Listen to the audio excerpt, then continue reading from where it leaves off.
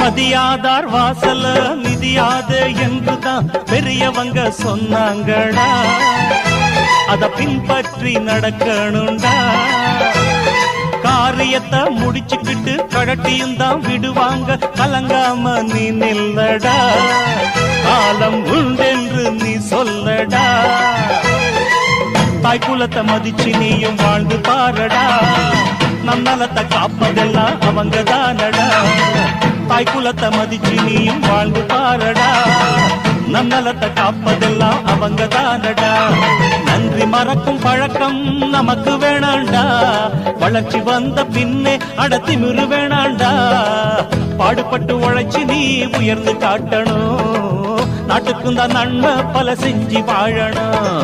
ஏண்டா ஜால்ரா கள்ளா நீ சிஞ்சக்கு போடாது. நீ தலைய ஆட்டாது.